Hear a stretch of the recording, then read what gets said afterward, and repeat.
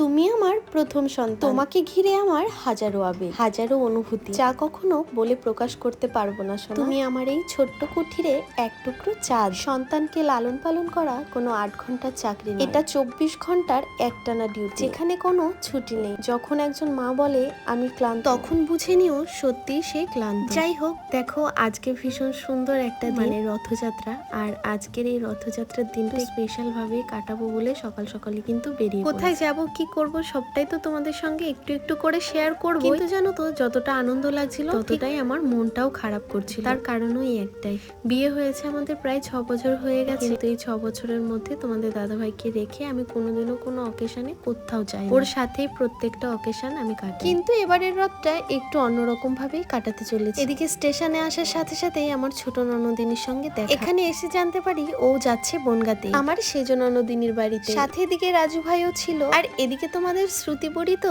তার ছোট পিসিমণির আদর খেতেই ব্যস্ত। যাই হোক, সবাই মিলে গল্প করতে করতে স্টেশনে থাকা টাইমটা কিন্তু বেশ সুন্দরভাবে পার করে ফেললাম। আর এদিকে আমাদের বীরনগর স্টেশনটা দেখো পুরো ফাঁকা হয়ে গেছে, সবকিছু ভেঙে ফেলেছে। আর এই ভাঙা চোরার পরে আমি প্রথম এলাম আমাদের বীরনগর স্টেশনে। কি ভীষণ যে খারাপ লাগছিল না, তোমাদেরকে কি আর বলবো। যাই হোক, ট্রেনে ওঠার পরে মামামের মুখ তো অলরেডি চলতেই থাকে, এটা ওটা খেতেই থাকে। তারপরে দেখো এখানে ড্রাগন ফল এসেছিল, আর আমি ড্রাগন ফল খেতে ভীষণ ভালোবাসি। মা ওদিকে একটা ফল কিনে কেটে কিছুটা ফল বাড়ির জন্য আমরা প্যাকিং করে রেখে দিলাম। সকালের এই ওয়েদারটা না বেশ ভালো লাগছিল, মেঘলা ওয়েদার সাথে সুন্দর হাওয়া। আর ট্রেনে বসে আমার এই বাইরের দৃশ্য দেখতে যে কি ভীষণ ভালো লাগে না, তোমাদেরকে কি আর বলবো। আর মামাম এদিকে পেয়ারা খাবে বলে বায়না করছিল, তাই ওকে ওর ছোট পিসিমণি একটা পেয়ারা কিনে দিল। এই যে দেখতে দেখতে আমরা বনগাঁ স্টেশনেও চলে এলাম। আর এখান থেকে কিন্তু আমার ছোট ননদিনী চলে যাবে আমার সেজ ননদিনীর বাড়ি। আর আমরা আবার নতুন করে এই ট্রেনটা ধরবো, যাবো এখন হাবড়াতে। কোথায় যাচ্ছি সেটা না হয় তোমাদেরকে পরের ভিডিওতেই দেখাবো। চলো এখনকার মতো বাই।